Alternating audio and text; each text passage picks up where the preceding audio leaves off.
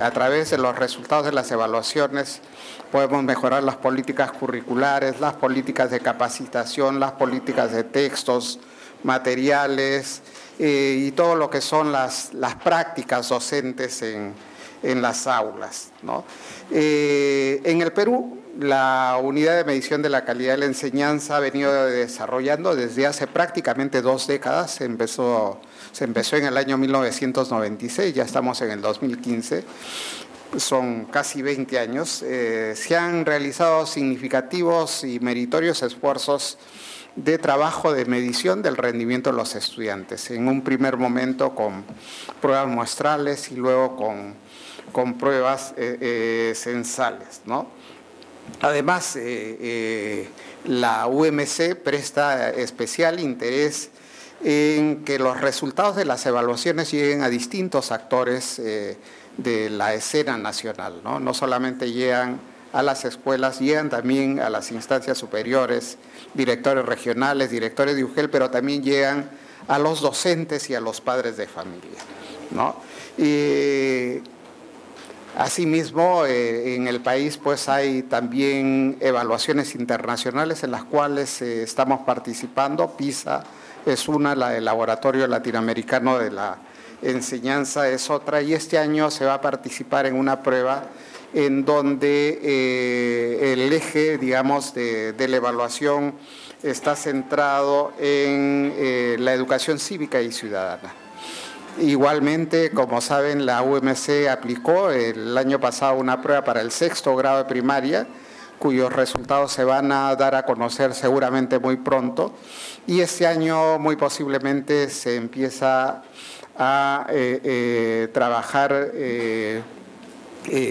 una evaluación en la educación secundaria, ¿no? Ahora, en este y en los años siguientes posiblemente encontraremos pues muchas mejoras en los sistemas de evaluación. Sabemos que cada enfoque de evaluación nos da ciertos indicadores, pero lo que no podemos aspirar es a que una prueba nos dé una idea completa de cómo están los chicos, ¿no?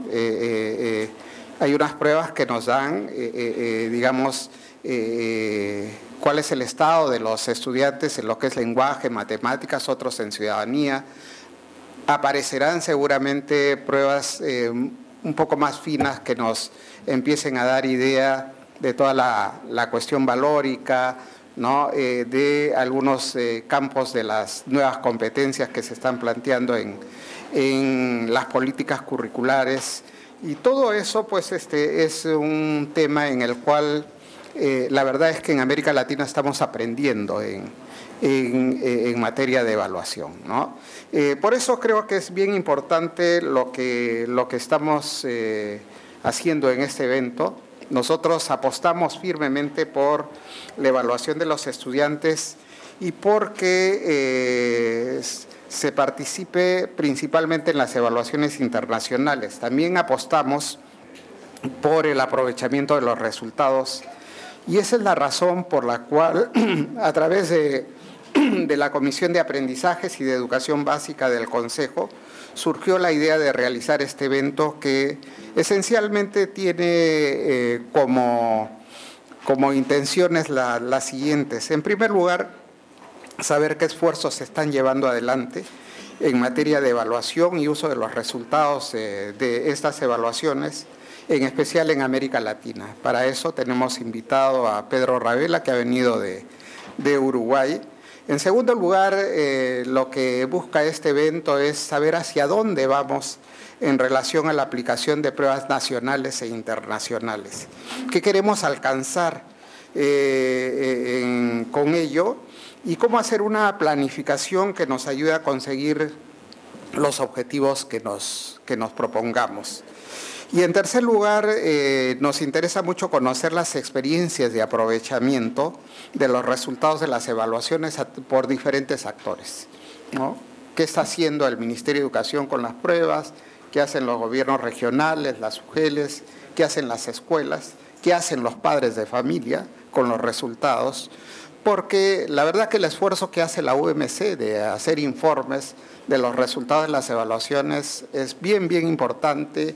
Además que los informes, por las referencias que tenemos de centros educativos y padres de familia, se considera que son útiles.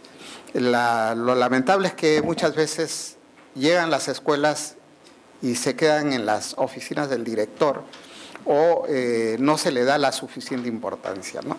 Y en ese sentido sí es bien importante que hagamos una reflexión de esa naturaleza, a ver qué está pasando con los actores en relación al uso de los resultados de la evaluación. Para terminar, yo quisiera decirles que la verdad que yo estoy bastante seguro que en estos 2 días de trabajo van a ser bastante productivos y sugerentes en relación a las estrategias que deberíamos adoptar para trabajar el tema de la evaluación. En un futuro muy cercano habrán otras actividades que vamos a desarrollar sobre temas de la reforma curricular, en el cual les vamos a continuar invitando y vamos a agradecer todos los aportes que ustedes nos puedan hacer. Antes de ceder la palabra a Santiago Cueto, que explicará un poco más en detalle el desarrollo del evento, quisiera agradecer en primer lugar a Grade por acogernos en este lugar tan simpático, tan acogedor, y igualmente al proyecto Forge, que nos ha venido apoyando también para la realización de este evento, ¿no? Sin más, yo declaro inaugurado este evento y pues me felicito realmente que tengamos un grupo tan selecto, tan especial como ustedes para empezar a trabajar este tema de los usos de los resultados de las evaluaciones. Hay un tango que dice que 20 años no es nada, y van 19 de la primera evaluación moderna, podríamos llamarla, encargada por el Ministerio de Educación. Hay algunos antecedentes, por supuesto, de varias décadas atrás, pero digamos de manera periódica y sistemática han habido evaluaciones desde el año 96 a cargo del Ministerio de Educación. Y yo, para poner un pequeño preámbulo de las discusiones, quisiera sugerir que yo veo, por lo menos, estoy hablando a título personal, 4 etapas posiblemente en estas evaluaciones. Las 2 primeras, del 96 y el 98, podríamos llamarlas de los inicios, se hicieron con un modelo que, si bien fue informativo, no terminó siendo todo lo que la gente desde el lado pedagógico hubiera deseado. Las pruebas se hicieron, para los que conocen un poco más de esto, con modelo de normas, y entonces no había una correspondencia particularmente fuerte con el currículo, por ejemplo, sino que se buscaba medir en general las habilidades de los estudiantes en las áreas evaluadas, que eran comunicación y matemática, que dicho sea de paso han sido las predominantes en todas las evaluaciones. En una segunda etapa, yo diría, se desarrolló el modelo y hubo esta mayor correspondencia. Aquí se hicieron evaluaciones del 2001 y 2004, y entonces se pasó de un modelo de normas a un modelo de criterios que permitía, insisto, reflejar un poco mejor lo que los estudiantes debían haber aprendido de acuerdo al currículo y también señalar rendimientos, digamos, en categorías como aceptable, satisfactorio o, en términos más generales, desempeños de acuerdo al grado y al currículo esperado, ¿no? Que es algo mucho más sofisticado que decir no comprenden lo que leen o no pueden hacer operaciones simples. Una tercera que cambia radicalmente este sistema. Había más o menos un plan de evaluaciones nacionales en 2001 y 2004, pero se pasó a un sistema que fue la evaluación censal, todos saben, ¿no? Y entonces esto se convirtió, yo diría que esa es una tercera etapa a partir del 2006, bueno, resultados a partir del 2007, en un termómetro importantísimo para el país. Tan importante que yo diría que en este último año hemos entrado a lo que yo diría que es una cuarta etapa, que es un énfasis muy fuerte en la utilización de los resultados para toma de decisiones o para motivos particulares que traen implicancias. Para ponerlo en términos de lo que dice la literatura, hasta ahora habíamos tenido un modelo, digamos, de bajas implicancias, pero el año pasado, o a partir del año pasado, yo diría que las cosas han cambiado bastante. Desde la perspectiva de múltiples actores, me estoy refiriendo, por supuesto, desde el lado del Ministerio de Educación al bono escuela, y entonces ahora, por primera vez, se usa las evaluaciones para recompensar a docentes, que es un desarrollo, un cambio, yo diría que es el que nos lleva a esta cuarta etapa importante, pero también desde el lado de actores privados, y entonces los que tengan hijos pequeños en colegio, yo todavía tengo una, recibirán noticias del colegio diciendo, miren que el colegio salió así, así en la evaluación. Ese es un cambio importante, yo pienso, respecto a lo que ha ocurrido. Y paralelamente a estas 4 etapas que me he centrado en la parte nacional, hemos tenido desarrollos también en la etapa internacional. Desde el año 97, si recuerdo bien, se participa en el laboratorio latinoamericano. Esa primera evaluación fue un poco accidentada en términos técnicos y políticos, pero finalmente se liberaron los resultados.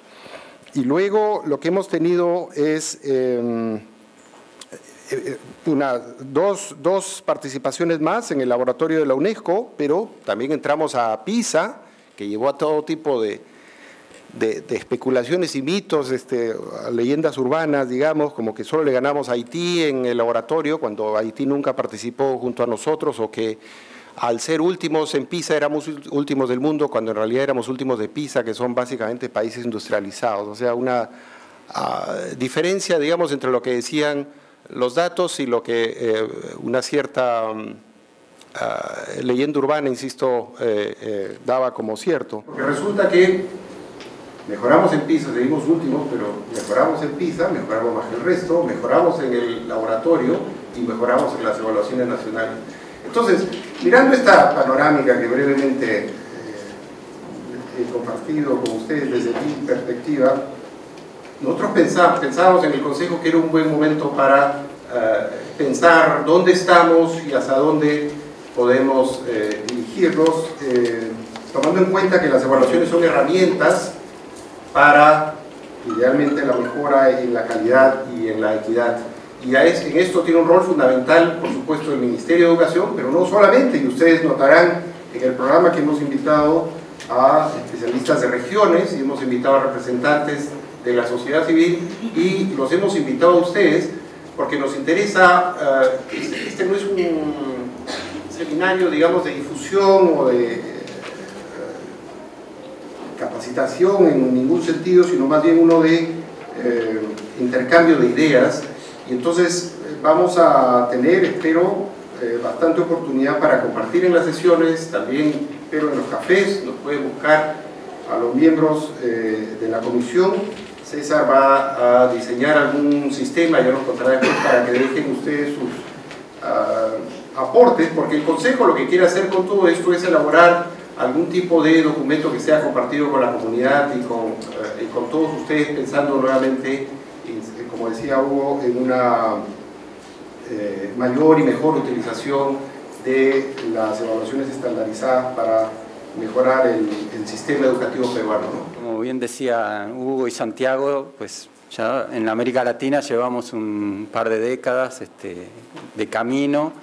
Empezamos de modos muy rudimentarios en el terreno Creo que hemos avanzado bastante, pero todavía tenemos camino por delante para hacer de la evaluación y de las evaluaciones educativas una herramienta de trabajo más útil.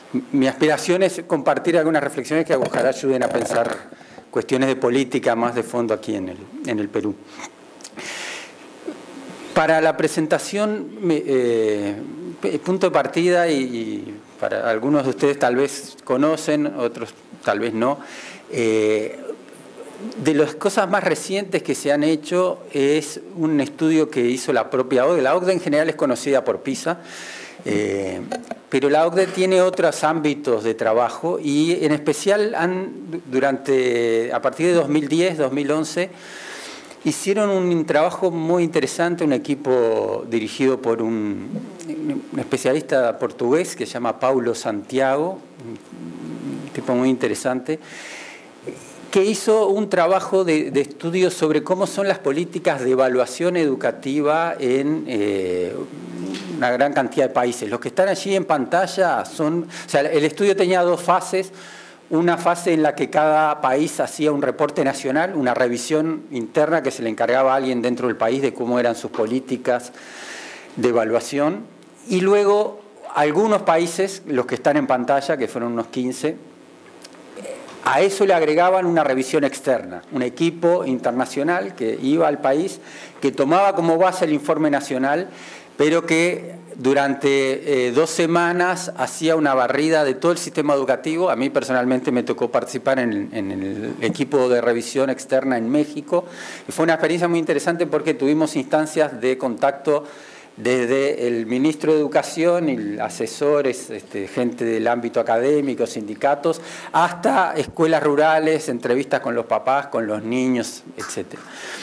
Y lo interesante del trabajo es que tiene una mirada integral sobre las políticas de evaluación. En general, bueno, como les decía, enseguida voy a eso, en América Latina hubo 2 países que participaron, México y Chile. En el caso de México hay una traducción al castellano del informe que está disponible en la web. En el caso de Chile está solamente el estudio, la versión en inglés. Y en el caso de Chile estuvo enfocado solamente en el tema de la evaluación docente, la evaluación de los docentes. En el resto de los países, lo interesante del estudio es que intenta tener una mirada global sobre el conjunto de las políticas de evaluación, porque una de las debilidades que yo creo que tenemos es que cuando pensamos en evaluación educativa pensamos enseguida en pruebas estandarizadas. Si alguien le dice evaluación educativa, y de hecho está en el título del seminario de hoy, de la conferencia, evaluación educativa, ¿qué hacemos con las evaluaciones estandarizadas? ¿Qué hacemos con los resultados? Este estudio parte de un marco conceptual mucho más amplio donde trata de mirar 5 grandes componentes. Cómo es la evaluación de los estudiantes, pero no solo a través de pruebas estandarizadas, sino también mirar la evaluación que ocurre dentro de las aulas del aprendizaje. Cómo es la evaluación de los docentes. Cómo es la evaluación de los líderes educativos, de los directivos y de los supervisores. Cómo es la evaluación de los centros educativos, de las escuelas, y cómo es la evaluación del conjunto del sistema, incluyendo la evaluación de la política educativa. Entonces trata de tener una mirada integral y lo que muestra es que las distintas evaluaciones tendrían que estar articuladas de algún modo entre sí. Este gráfico que está aquí bastante ilegible y además está en inglés, esta es una traducción, es la misma información traducido al castellano y de una manera más visual. La mirada es, bueno, el sistema educativo tiene metas y quiere llegar a partir de esas metas a ciertos logros. Y para eso es importante tener un marco de evaluación explícito que articule estos distintos componentes que acabo de mencionar. Y el énfasis que pone es que es muy importante que el marco de evaluación finalmente tenga algún tipo de impacto sobre las prácticas de enseñanza dentro de las aulas. Lo que enfatiza la línea de trabajo de este estudio es que ese es el cuello de botella a través del cual uno puede llegar a tener influencia sobre los logros. Si la evaluación no tiene incidencia sobre la práctica y sobre lo que ocurre dentro de las aulas, todo lo demás es en Uruguay diríamos es cháchara, ¿verdad?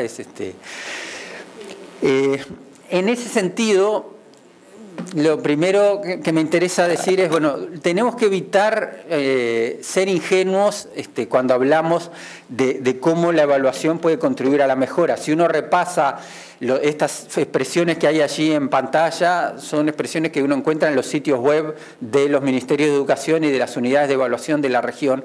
Y en general tendemos a ser un tanto ingenuos en términos declarativos. Creemos que porque decimos que evaluamos para contribuir a la mejora, que no queremos evaluar para controlar, sino para ayudar a mejorar, o que queremos que la evaluación sirva para aportar información a la mejora de las decisiones y demás.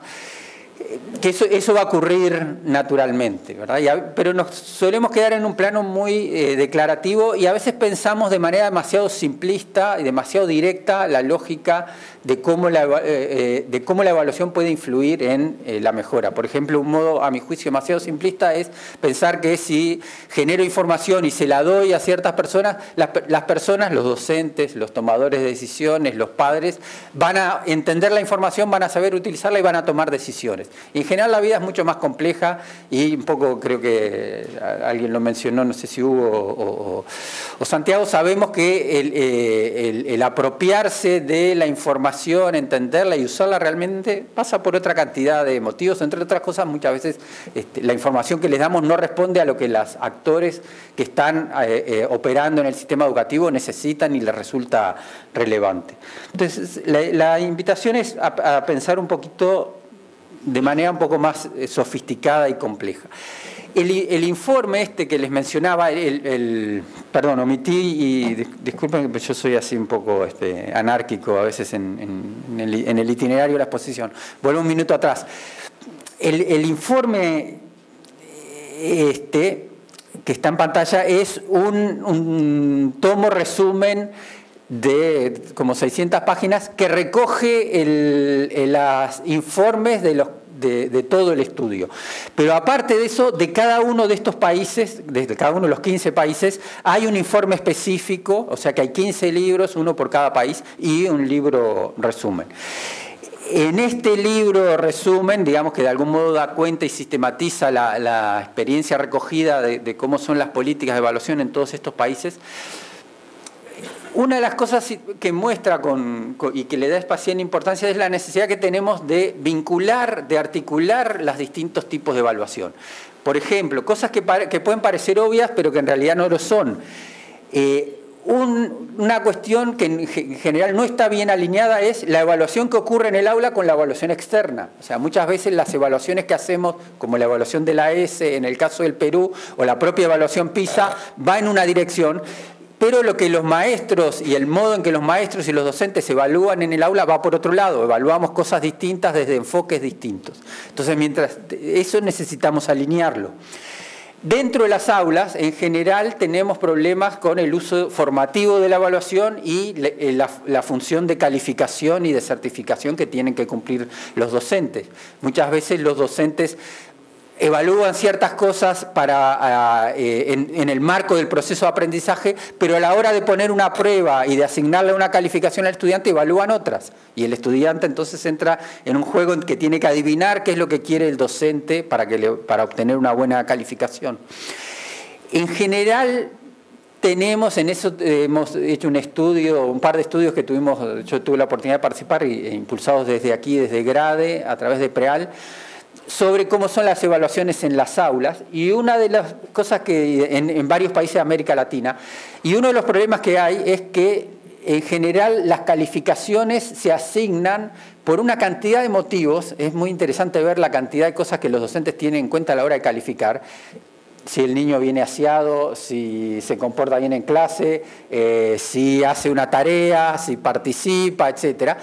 Y en general los objetivos de aprendizaje, lo que queremos que los estudiantes logren como resultado del proceso educativo, suelen quedar en un lugar secundario y oculto en una maraña de distintos elementos. Yo digo broma sin ánimo de ser peyorativo, pero para ilustrarlo gráficamente, yo además soy profesor, o sea que me incluyo en el paquete. En general los docentes tendemos a hacer, ¿vieron? Yo uso la imagen esta de la bruja que tiene su cazón sobre el fuego y va poniendo, tiene su fórmula 3 pelos de gato y una pata rana y unas hojitas de esto y mezcla todo. Las calificaciones a veces tienen algo de eso, son un promedio de cosas completamente diferentes y uno no tiene modo de que eso le sirva para orientar qué es lo que tiene que hacer y por dónde tiene que mejorar su hijo o uno mismo como estudiante. Tenemos un problema de desalineamiento atroz en toda la región con el tema de la formación de los docentes para evaluar. O sea, queremos que los docentes utilicen las evaluaciones externas, queremos que los docentes hagan mejor su tarea de evaluación dentro del aula, pero no lo formamos en eso. La carrera docente, no puedo hablar de Perú, puedo hablar de otros países, y en particular del mío, de Uruguay, en la formación docente no existe la evaluación como disciplina, no aprenden a evaluar. O sea, apenas lateralmente aparece en algún curso de didáctica, y los maestros al día siguiente están en el aula y tienen que calificar. Y es una tradición oral que se transmite dentro de las aulas. Aprenden viendo lo que hacen otros, pero no es una práctica que sea analizada sistemáticamente, porque no es objeto de investigación y tampoco parte de la formación docente. Tenemos muchas veces disonancias, y parte de lo que el informe muestra es necesitamos alinear mejor la evaluación docente con la carrera docente. Sé que en Perú están trabajando en que hay una nueva ley de carrera magisterial, me estoy recién enterando y bajé algunas cosas para leer, o sea que no tengo información sobre cómo es esa nueva estructura. Pero parte de lo que muestra el informe es que hay muchas veces la evaluación docente va por un lado y la estructura de la carrera va por otro, y el docente se lo evalúa por un lado y eventualmente se le da un premio o se lo califica con un rótulo que dice usted tiene un desempeño destacado o aceptable o lo que sea. En general tenemos también desalineamiento y disonancia entre la evaluación docente y esos resultados y el esquema de desarrollo profesional. O sea, le damos oportunidades de acceso a capacitación, a formación en servicio a los docentes, pero normalmente no está alineado con lo que estamos pidiéndoles a la hora de evaluarlos. Y así sucesivamente, no los quiero aburrir, pero el informe lo que muestra es, y el estudio lo que muestra es, ese marco y esas distintas grandes componentes de evaluación deberían estar mejor alineados entre sí.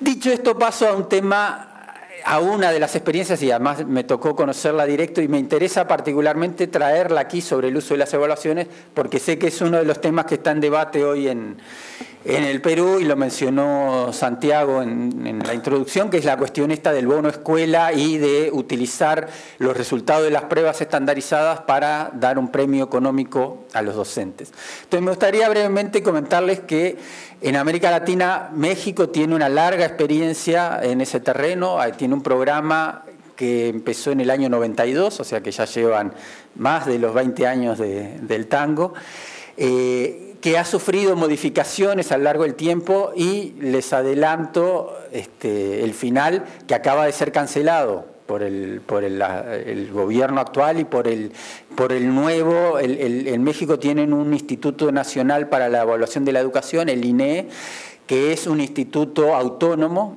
es un instituto público autónomo que funcionó en la órbita de la Secretaría de Educación Pública durante estos años, pero hace 2 años hubo un cambio legal muy importante que le dio plena autonomía de funcionamiento y, entre otras cosas, le encomendó a ese instituto hacer todas las evaluaciones vinculadas a la carrera docente.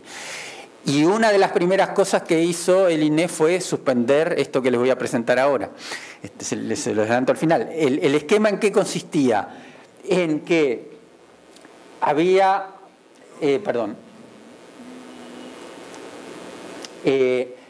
tres grandes vertientes. Una es la de los docentes que están en el aula, una segunda vertiente que es la de los supervisores y directivos, y una tercera que es la de los inspectores jefes de un distrito o un sector. Entonces, obviamente, en el sistema educativo normalmente uno puede ascender verticalmente, de docente puede aspirar a ser subdirector o ser jefe de enseñanza, a ser director o supervisor.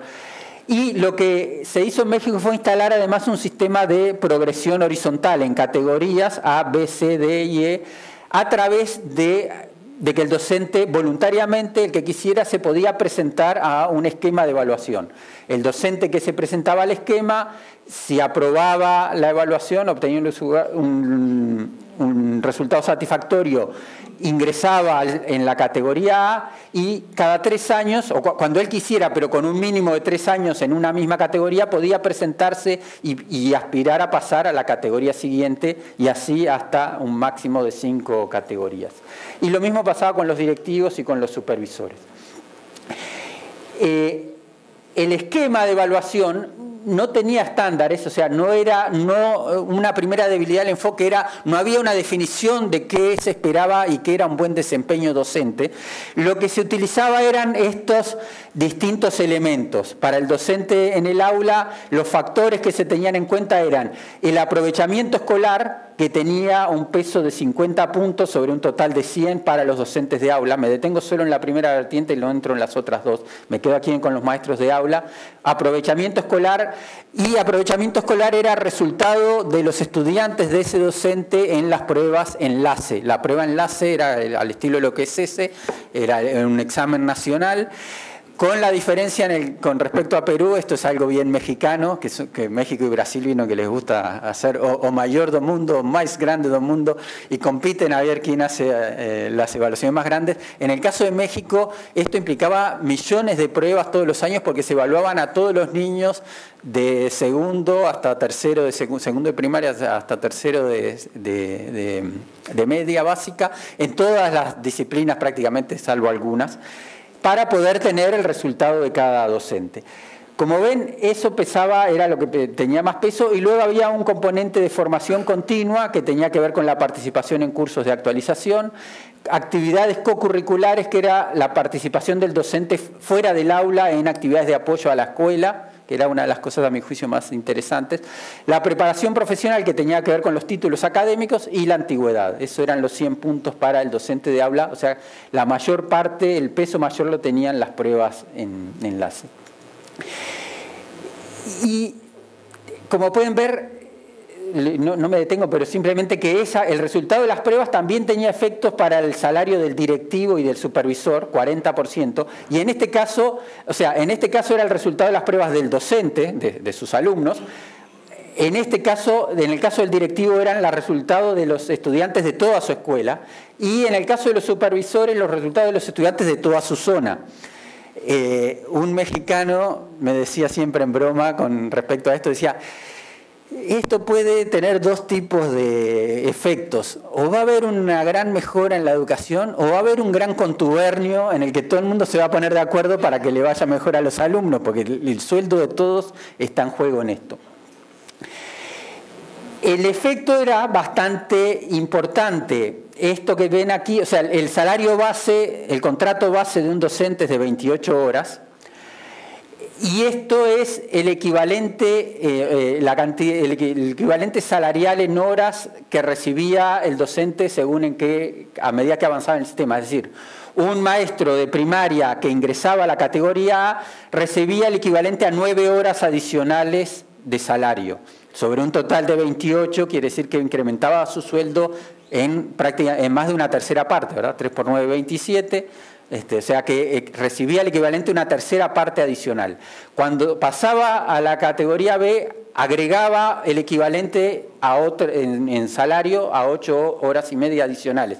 Y así sucesivamente, con lo cual, quien llega al nivel E podía haber incrementado su salario en el equivalente a 39,5 horas, lo cual supone un incremento del 140%, es decir, más que duplicaban su salario por este concepto, ¿verdad? Después había otro tipo de mejoras salariales por antigüedad, por tipo escuelas, zonas rurales, zonas alejadas, etc. Pero por este sistema mejoraban su salario hasta un 140%.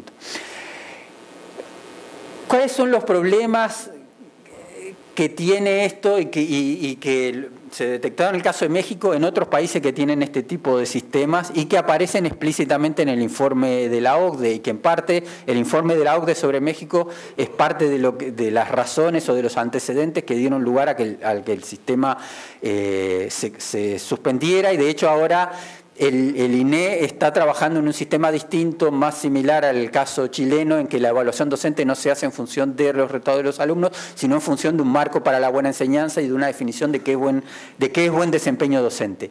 Entonces, lo primero que muestra el informe de la OCDE es que cuando uno le coloca esta expresión que está aquí en inglés, High Stakes Assessment as an Inhibitor for Innovation. Las evaluaciones de alto riesgo inhiben, bloquean la innovación. La gente deja de innovar, no toma riesgos. Si me estoy jugando mejoras de entre un 30 y un 140% en mi salario en torno a unas pruebas que además es parte de los problemas, cuando uno hace millones de pruebas no tiene más remedio que trabajar con pruebas de opción múltiple, muy sencillas, es muy difícil ir a procesos de pensamiento más sofisticados con los estudiantes. La gente no arriesga, nosotros era muy cómico porque en estas visitas que les digo que hicimos en el marco de la misión esta en México, los docentes y los directivos no tenían ninguna dificultad en contarnos que cuando se acercaban las pruebas, ellos había 2 semanas que le llamaban la etapa preenlace y que esas 2 semanas se dedicaban a preparar y a entrenar a los chicos con pruebas de los años anteriores para que les fuera mejor. Y eso estaba naturalizado, o sea, no era algo que se hiciera en forma oculta, sino que se decía abiertamente. Luego había otros problemas en el caso de México, como por ejemplo robarse las pruebas o obtener de algún modo,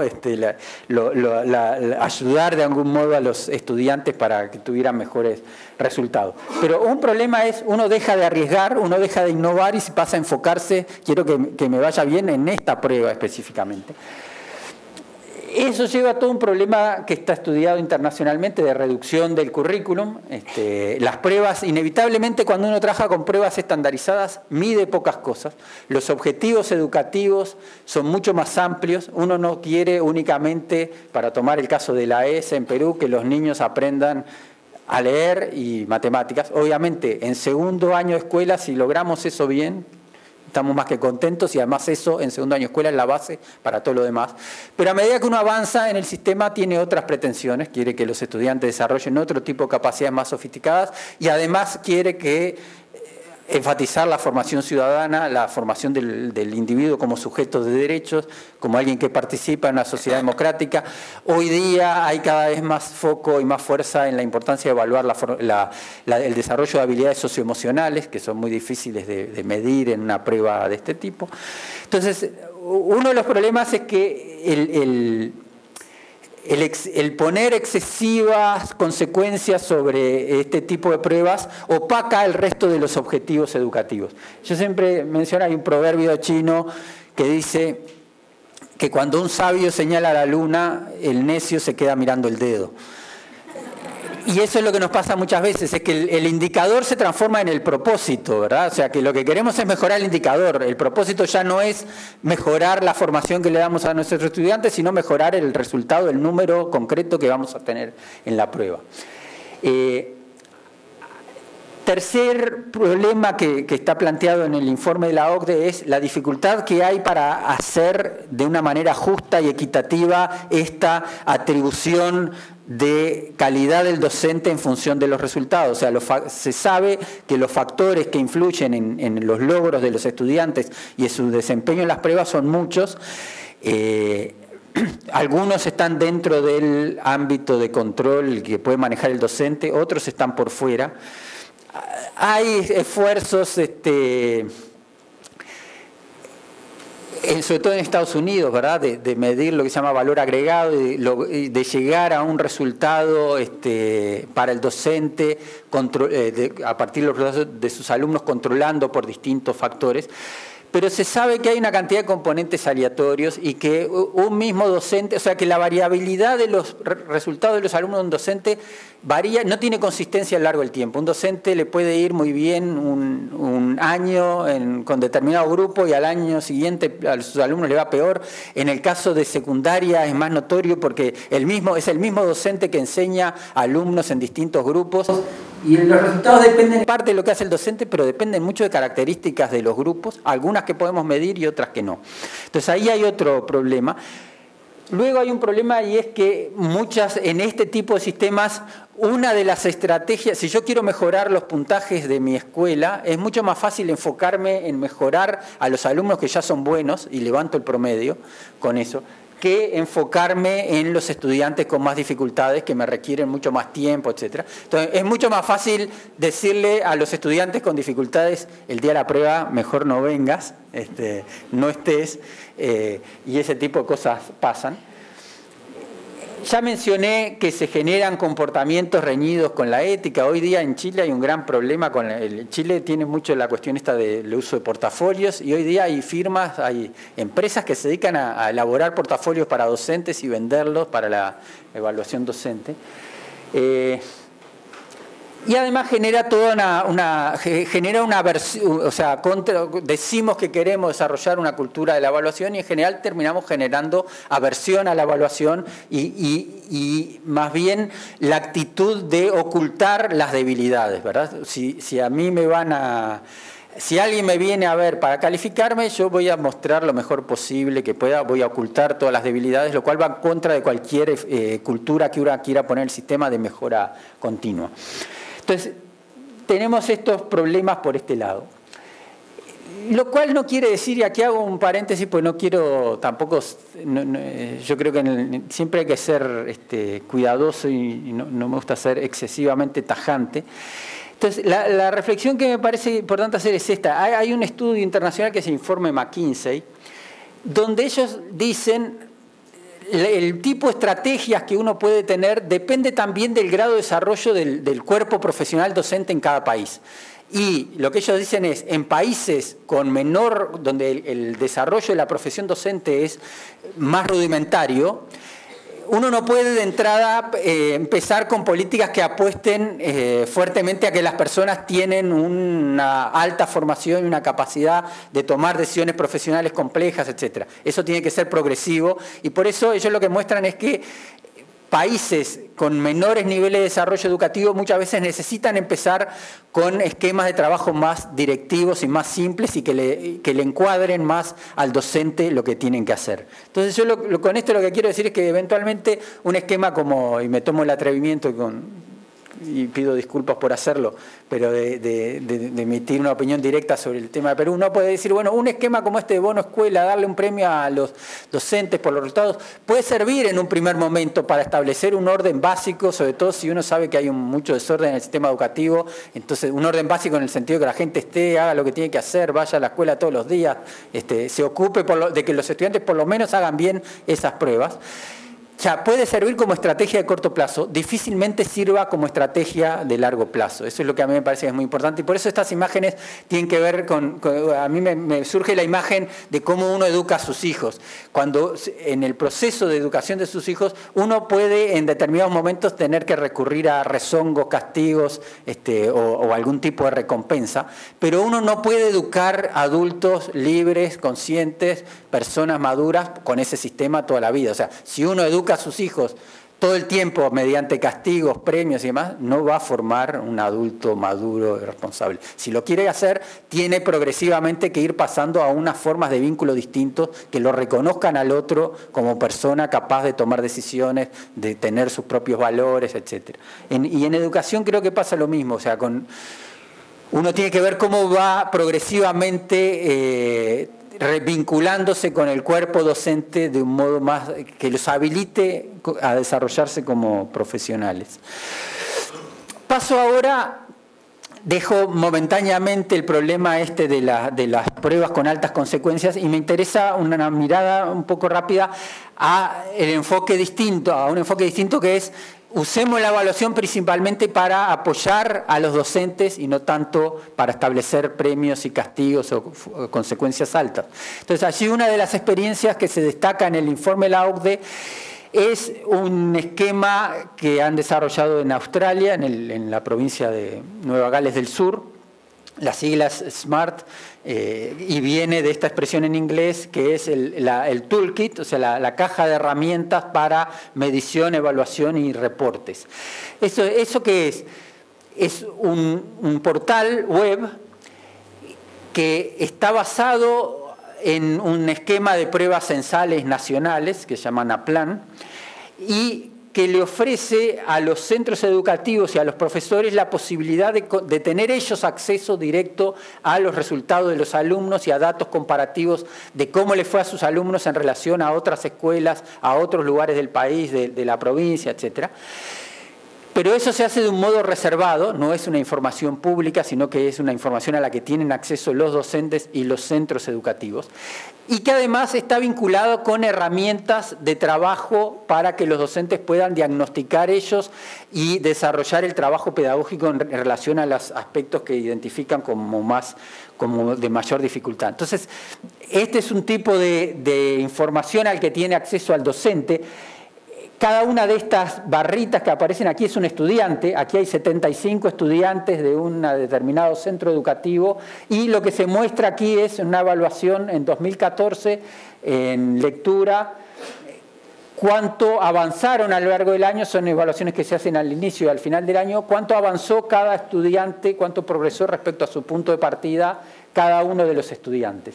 Y donde está distinguido los que han tenido un crecimiento significativo, que son estas barritas que aparecen ahí en color más bien amarillo, y los que no tienen un crecimiento que sea estadísticamente significativo, que son los azulcitos. Y lo que está aquí esto está referenciado a, y eso es parte de la importancia que tiene esto que decíamos del alineamiento, esto está referenciado a un marco sobre el progreso en habilidades de lectura. Estos son estudiantes del 7º grado, y aquí están los niveles, el nivel 4, 5, 6, 7, 8, 9, los niveles más bajos no están porque corresponden a niños de edades inferiores. Lo que muestra es el desempeño de cada estudiante, a qué nivel en la escala, en el marco de estándares para la lectura están los estudiantes. Lo interesante de esto es que está alineado con el currículum en materia de lectura. Ese mismo portal le da a los docentes y a las escuelas la posibilidad de proyectar metas hacia el futuro, qué proporciones de estudiantes querríamos, de crecimiento de estudiantes en lectura querríamos tener en los años siguientes, y le da acceso a un portal donde pueden encontrar estrategias para la enseñanza, que fue desarrollado específicamente para esto, y que no son simplemente, porque a veces la debilidad que tenemos en la región es que que hacemos como propuestas muy vinculadas a ítems concretos de la prueba. Y lo que tiene de interesante el portal de Australia es que le da herramientas más sofisticadas. Por ejemplo, esta es una herramienta de apoyo a los docentes sobre cómo trabajar la habilidad de investigar científicamente en la etapa 3, y así sucesivamente. Muy rápido, en Uruguay seguimos, a mi juicio, teniendo un sistema de pruebas todavía débil, porque creo que no estamos aprovechando suficientemente bien la herramienta para usar pruebas de respuesta abierta y más sofisticadas. Pero lo que hay de interesante en Uruguay es que, como tenemos este esquema de que cada niño tiene un laptop, o sea, el programa Ceibal que tiene Uruguay permite que cada niño tenga una computadora, lo que hay es un sistema que permite la evaluación en línea. Entonces se abre una ventana de oportunidades para hacer la evaluación. Cada docente aplica la evaluación el día que quiere, simplemente le dice a los niños que se conecten al portal y respondan las pruebas.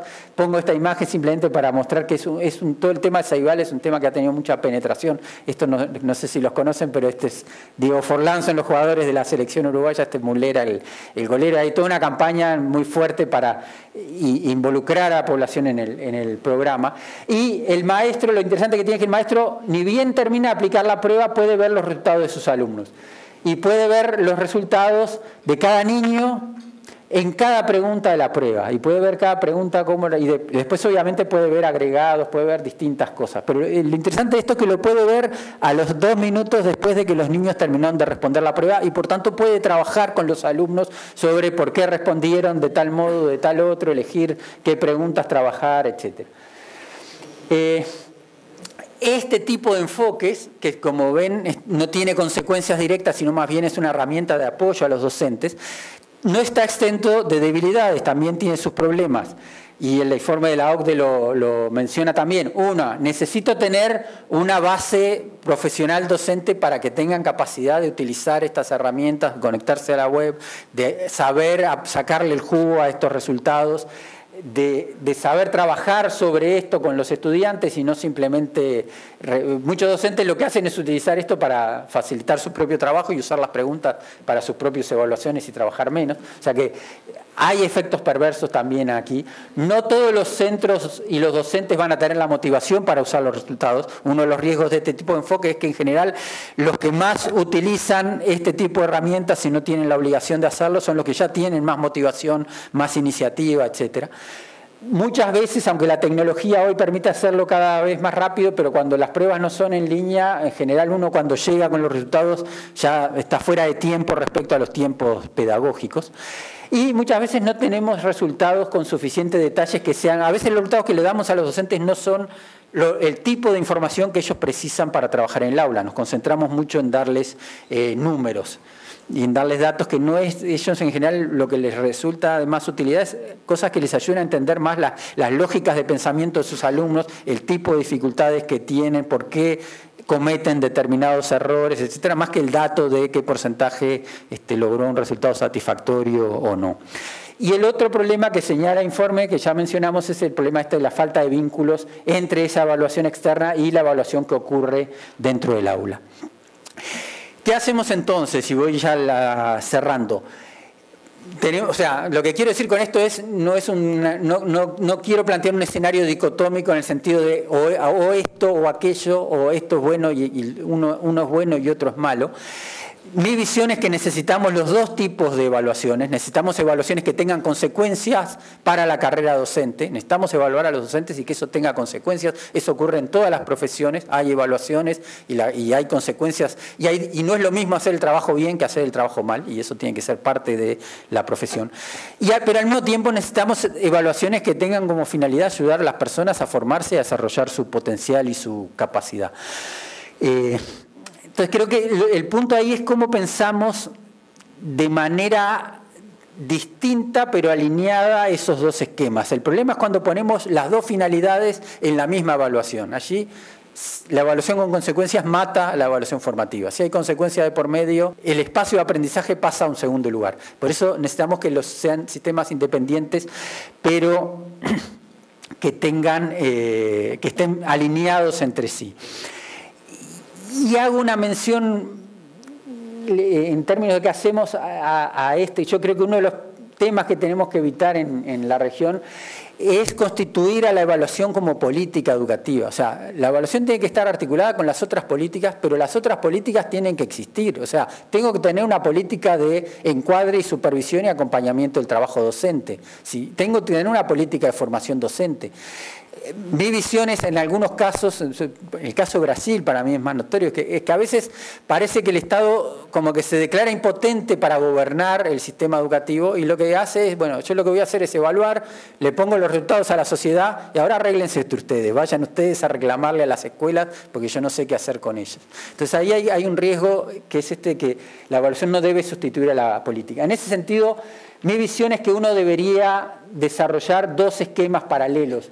Uno de evaluación docente con finalidad formativa, que tiene que estar articulado con la política de desarrollo profesional. Es decir, tengo que tener una política de desarrollo profesional que va más allá de la evaluación. La evaluación tiene que estar articulada con esa política. Entonces, hacia nivel internacional, las cosas más interesantes para mí es lo que hacen los japoneses, que tienen una política en que todos los docentes del país se reúnen todas las semanas para diseñar cómo van a dar una determinada clase, cómo voy a dar triángulos en tercero año de primaria.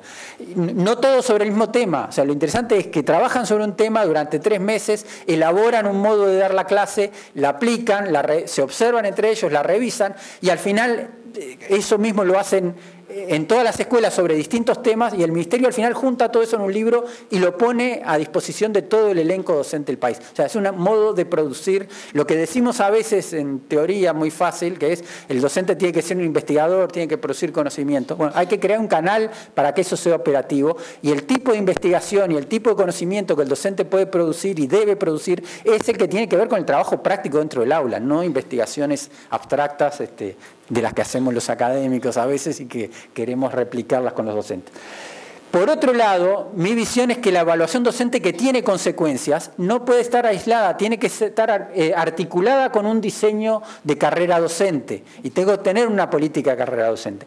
Y sobre eso, muy rápidamente, me gustaría, y ya voy cerrando, simplemente decir esto, que un esquema de carrera docente vinculado con la evaluación, primero, debería tener estas distintas cosas en cuenta a la hora de evaluar al docente. O sea, para evaluarlo tengo que tener en cuenta sus conocimientos de la disciplina y de la didáctica, tengo que ver cómo enseña, ver su desempeño, tengo que mirar cómo asume sus responsabilidades como profesional, tengo que entrar de algún modo en el terreno de las habilidades socioemocionales para manejarse con los grupos, para manejarse en la docencia y para promoverlas en los estudiantes. Tengo que ver lo que el docente produce, tengo que mirar, por cierto, también los logros de los estudiantes. No estoy diciendo que no, pero sí que tiene que estar dentro de un paquete más amplio. Eso tiene que dar a un lugar, a un sistema de categorías profesionales que no estén vinculadas solo a antigüedad. Pero lo más importante para mí es esto, que el resultado de estar en una u otra categoría profesional tendría que implicar que uno como docente va enriqueciendo el repertorio de funciones que desempeña el sistema educativo. O sea, normalmente uno empieza desempeñando el cargo en forma interina, uno se efectiviza en el cargo pasando por algún tipo de evaluación y pasando de una categoría a la otra, pero luego, a medida que uno avanza en la carrera, hay una cantidad de funciones como la de dar tutoría a los estudiantes, como la de recibir a los practicantes que están en etapa de formación para ser maestros, como la de acompañar a los docentes que recién se incorporan al servicio, como la de desarrollar materiales curriculares para, por ejemplo, un portal como este que acabo de mostrarles de Australia, para desempeñarse como evaluador de pares. Si quiero hacer buena evaluación del desempeño docente, necesito un ejército de evaluadores y, por lógica, parte de ese ejército de evaluadores deberían ser los docentes de las categorías más altas, que por algo están en esas categorías. Hay funciones que no tenemos en el sistema de jefe de enseñanza o de orientador de otros docentes en general. Por lo menos en Uruguay, en enseñanza media, tenemos 300 profesores, tenemos un director y no hay nadie que encuadre, hay un inspector que viene desde afuera una vez cada tanto. Necesitamos más liderazgo dentro del sistema, liderazgo pedagógico, y debería haber alguien liderando equipos cada 10, 15, 20 docentes. Entonces, lo interesante para mí es pensar una carrera en que no simplemente yo te hago una evaluación, te pongo una categoría y te pago un poco más, sino que además aprovecho la capacidad que se supone que estoy detectando a través de la evaluación y te doy funciones nuevas, no te saco de todo el aula, pero utilizo tu capacidad para que tenga un efecto multiplicador dentro del sistema. Reflexiones finales. Para mí hay un problema muy delicado en cuanto a cómo uno hace esto de la rendición de cuentas. Creo que hay una tentación que es esta que decía recién: evalúo a los docentes y los pongo en la picota. Es decir, evalúo a los docentes y luego le informo al público: miren, el 70% de los docentes no alcanzan este nivel.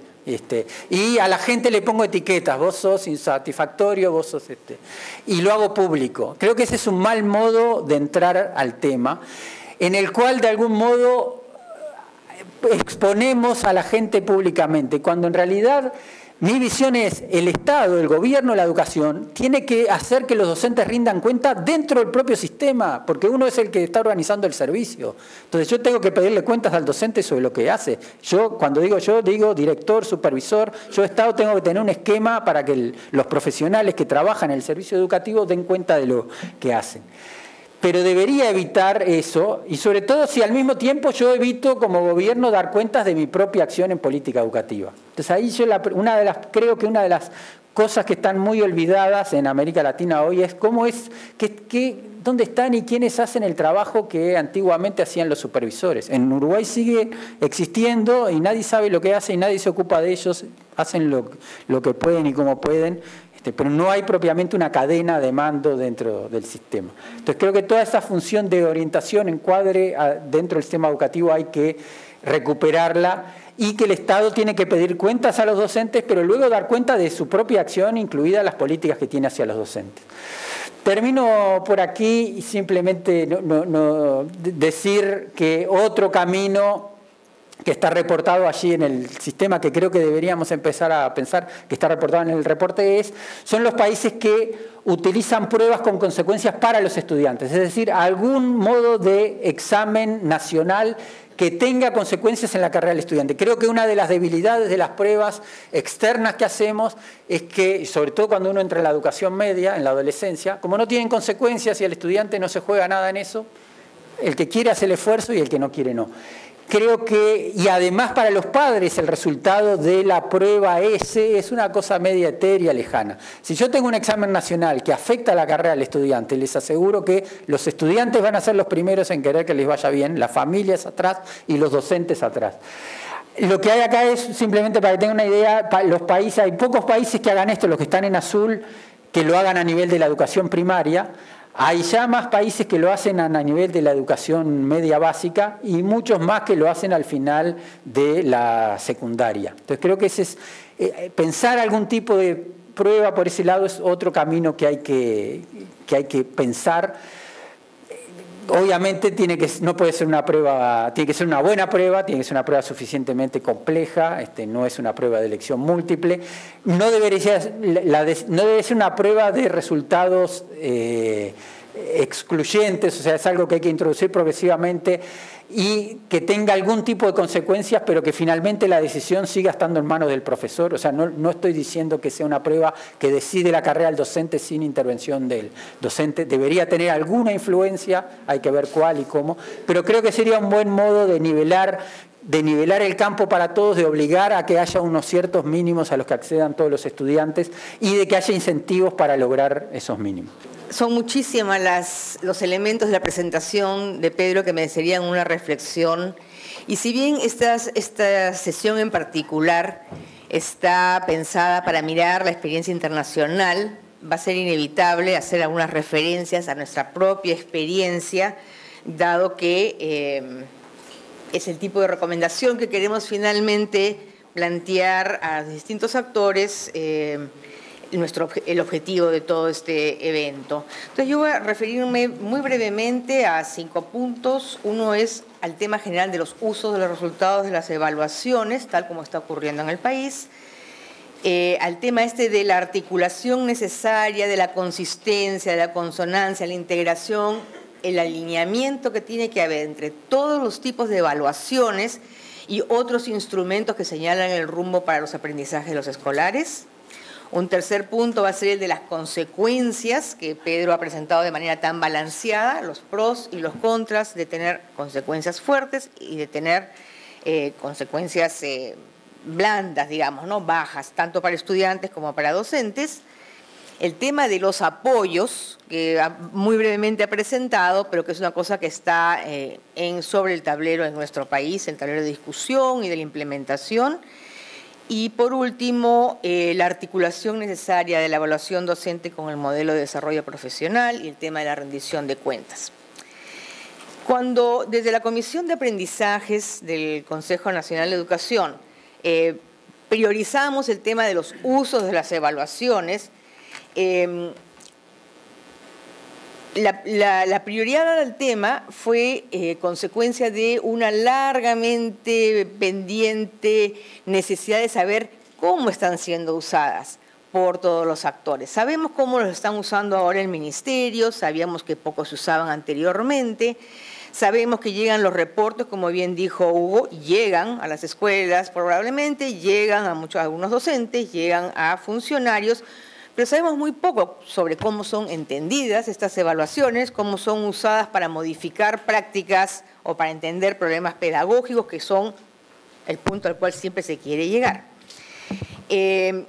Por eso, tanto cuando trabajaba yo en el PREAL como ahora como consejera, no pierdo oportunidad, nunca perdemos oportunidad de recoger información a nivel de maestros con los cuales entramos en contacto, directores de escuela, autoridades, sobre cómo es que se usan esos resultados. Pero siempre estamos tratando de, y vamos en el marco del proyecto Forge, que implementamos con el generoso apoyo del gobierno de Canadá, vamos a hacer un estudio sobre cómo es que están siendo usados estos reportes. Entonces, para la línea de base de este proyecto, Hemos tenido la oportunidad de visitar 143 instituciones educativas en 8 regiones del país. No es una muestra representativa, así que todo lo que voy a decir va a que ser tomado con cautela, pero no puedo evitarlo. Hay 700, casi 800 maestros que han sido encuestados, 47 funcionarios de EDRES, casi 400 funcionarios de UGELES, sobre su experiencia con estos reportes que, a decir de muchos expertos, son de los mejores que hay en la región. Ciertamente también hay opiniones de que hay cosas que tienen que mejorarse, pero es muy positiva la evaluación de los diferentes reportes que hay para autoridades, para funcionarios, para autoridades políticas, para los padres de familia y sobre todo para los docentes, ¿no? Y en esta línea de base nos dimos con la sorpresa. No les preguntamos solamente si los conocían, sino que qué acciones habían tomado en respuesta, en reacción a haber conocido estos resultados, y encontramos con que solo la mitad de los especialistas de las UGELES y de las direcciones regionales decían que los usaban, y cuando daban un ejemplo de una acción tomada, era una acción que realmente se podía desprender de lo que decía el reporte. Muchas veces se nombraban acciones válidas quizás en sí mismas, pero que no tenían ninguna relación con ningún contenido que puedan tener los reportes. Más grave es que solamente 3% de los directores de escuela pudieron nombrar una decisión tomada después de estos años de evaluaciones censales que estaba en función a lo que parecía una acción legítima de tomar en base a los resultados. También se trató de medir cuánto conocían los contenidos de los reportes. Que no se use puede ser porque realmente no se ha reflexionado, no sabemos cómo están organizadas las escuelas realmente, cómo están haciendo esa evaluación. Y encontramos con que los directores en ese sentido sí parecían conocer qué contenía. Se equivocaban menos, digamos, en decir que algún contenido que no tienen esos reportes, pero los docentes sí, menos de un tercio realmente podían reconocer generalmente correctamente qué cosa contiene y qué no contiene estos reportes. Creemos que esto es una cosa perentoria. Evaluar es una cosa difícil, requiere muchos recursos. Si no se usan los resultados al nivel de la escuela, aunque se usen para hacer gestión a más alto nivel, no va a tener los resultados de largo plazo. Puede ser que en el corto plazo sí haya una movilización, etcétera, pero no va a tener resultados perdurables y sostenibles sobre la evaluación, sobre los aprendizajes, perdón. Un segundo tema en la presentación de Pedro que me parece crítico es este del alineamiento, la consistencia que debe haber entre todas las formas de evaluación, tanto la del sistema, la de los docentes, la de los alumnos, de las instituciones educativas, lo que estaba proponiendo hacer el IPEVA, el CINEACE, y la evaluación de los directivos y supervisores, ¿no? Y había una lista que era incompleta, aunque era bastante extensa, de cosas que tenían que ser consistentes. Y allí particularmente salta a la vista dada nuestra coyuntura, que los referentes de la evaluación están en un estado de flujo que hacen difícil realmente poder usar los resultados de una manera especialmente útil. No tenemos acuerdo sobre el currículo. Ha habido un proceso largo de reforma que no ha culminado, que no ha cuajado, que no se ha podido instalar. Hay apoyos, hay instrumentos que no sabemos todavía si están alineados o no con los aprendizajes fundamentales, no sabemos cuánto acuerdo hay sobre los aprendizajes fundamentales, y creo que es una tarea urgente y que no se debe dejar de lado. O sea, Pedro hizo referencia a que la evaluación no sustituye una política pedagógica. Él habló de política educativa, pero una política pedagógica. Entonces, no debemos dejar que la abundancia de información evaluativa sustituya la necesaria reflexión, el necesario debate de qué es lo que es necesario que todas las niñas, todos los niños de este país, hayan nacido o no hayan nacido, aprendan a hacer con los conocimientos que tienen en la escuela. Una cosa que mencionó Pedro y que sí quisiera aclarar, porque estoy segura que él no quiere decir lo que voy a decir, pero podría entenderse, es el no alineamiento entre las prácticas de evaluación en aula y las evaluaciones a gran escala de rendimiento escolar. Que estén alineadas no significa que tengan que ser del mismo estilo y de la misma manera. No es deseable que en el aula se hagan pruebas solamente, por ejemplo, como en nuestro caso de selección múltiple. Hay otras maneras. Lo que sí es cierto es que la reflexión sobre los resultados de estas pruebas, aun cuando son de escogencia múltiple de respuesta, revelan muchas veces a los maestros en procesos bien llevados, hasta produce un shock, ¿no? Esto es lo que quería decir que un alumno lea comprensivamente o que derive la idea central. Muchas veces no lo han estado haciendo, a pesar de muchos esfuerzos y oportunidades de capacitación que han tenido. Y es al mirar la prueba que los hace pensar. No desearíamos que ocurra aquello que muchos temen, en que la escuela se vuelva una fábrica de entrenamiento para rendir pruebas, ¿no? Entonces, sin embargo, hay que hacer una tingencia. Y lo mencionó Pedro, que la evaluación que hacen los docentes en el aula es quizás el área de la formación docente más débil. Donde hay que trabajar muy seriamente, donde se han preparado unos lineamientos que creo que todavía están en discusión en el Ministerio, no recuerdo exactamente, como para orientar las prácticas de evaluación, que debería alimentar las políticas de formación, tanto la formación continua como la formación inicial.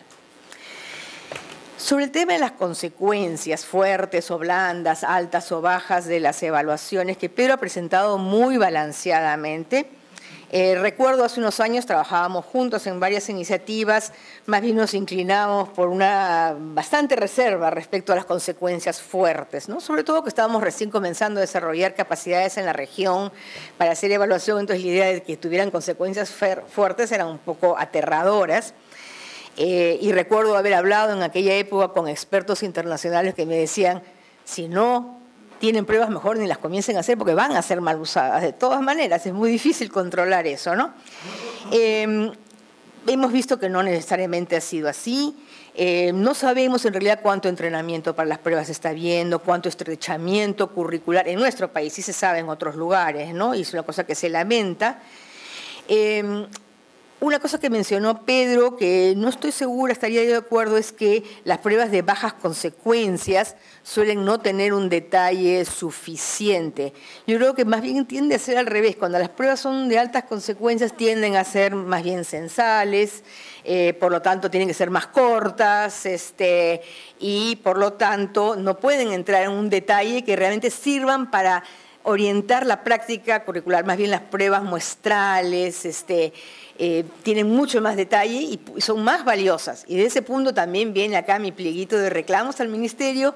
Hay una evaluación muestral terminada y que sería muy interesante conocer sus resultados, tanto o más que las pruebas, la evaluación censal que nos ha dado tanta satisfacción y que anima tanto a los docentes a seguir en sus esfuerzos por mejorar su práctica y los resultados. También decía Pedro que las pruebas de fuertes consecuencias tienden a orientar, a focalizar la atención en los mejores estudiantes, ¿no? Pues los que están ahí al borde, que podrían subir al nivel satisfactorio. De ese punto de vista he mirado los resultados de la última evaluación censal y no parecería, o sea, aparece el bono, no hubo tiempo realmente como para que cambien lo que estaban haciendo mucho en el aula, pero la reducción de los estudiantes que están por debajo del nivel, en el 1, el nivel 1 ya me han cambiado la nominación, no me acuerdo exactamente cómo es ahora, es hasta más significativa que el aumento en nivel superior. O sea, no parecería que por lo menos en el agregado los profesores están dedicando a esos alumnos que están ahí al borde, que necesitan un empujoncito y muevan el sistema para arriba. A pesar de que el sistema está estimulando mucho la mejora de los mejores estudiantes, vamos a ponernos entre comillas, o los más esforzados, a nivel de las pruebas no parece, a nivel de las escuelas no parece estar sucediendo eso. Y por algunas conversaciones también anecdóticas encuentro que muchas escuelas se han propuesto no dejar a nadie en el nivel más bajo, atender a la diversidad de los estudiantes Cuán extendido sea esto, no lo sabemos y es materia que tiene que ser investigada. El tiempo se me pasó, no quiero extenderme más. Solamente un punto, los apoyos, ¿no? Pedro habló bastante brevemente del sistema SMART y lo que hay en Uruguay, en Australia y del Ceibal. Acá en el país tenemos muchas iniciativas para apoyar a los maestros en sus prácticas en el aula, que podrían redundar en mejores del aprendizaje. Necesitamos también evaluar eso. Ha habido algunas evaluaciones, hay que hacerlas más ricas, más detalladas. Hay que hacer un monitoreo fino de qué es lo que hacen los maestros, para ver si y cómo usan estos materiales, para ver si realmente todos estos esfuerzos de desarrollar orientaciones, guías, rutas, sesiones, están siendo usadas bien y por acompañantes, por los mismos maestros. Y recalcar que pese a todo este apoyo, etcétera, todas estas cosas de apoyo, no sustituye a una política de formación docente, que es otra de las grandes cuentas en rojo, digamos, que tenemos con el mejoramiento educativo. Hay esfuerzos de desarrollo profesional, el sistema de acompañamiento es muy interesante, los diversos sistemas de acompañamiento, pero nada va a sustituir a una política de formación docente. La carrera también va a ayudar mucho, a los maestros están tomando una iniciativa, pero todo esto es para subsanar carencias en la formación que tienen que ser atendidas. Creo que tengo la desventaja de ver, si bien participado alguna vez en los trabajos relativos con medición de la calidad hace muchos años en el Ministerio, la verdad que me he distanciado bastante en los últimos años también. Pero veo que los temas, o varios de los temas que se discutían hasta cuando estuve por allá hace más de 10 años, siguen dando vueltas en el aire. De manera que con eso, como telón de fondo, me siento animado a regresar a unos viejos temas que con Patricia, con Pedro, con Santiago y con algunos de ustedes presentes en este auditorio hemos conversado, a veces debatido, porque no estábamos necesariamente de acuerdo. Pero en fin, los pongo sobre la mesa para recordarlos y eventualmente alimentar y agregar un poquito más a estas más informadas participaciones de Pedro y de Patricia. Altas consecuencias y bajas consecuencias, high stakes, low stakes, ¿no? Hace años discutimos cuando se desarrollaba en el Ministerio, se estaba desarrollando en el Ministerio el sistema de evaluación de los estudiantes a partir de las pruebas. Y ahí déjenme mencionar que básicamente en mis breves comentarios no voy a hacer alusión a nada distinto de lo que tenga que ver con evaluación de estudiantes.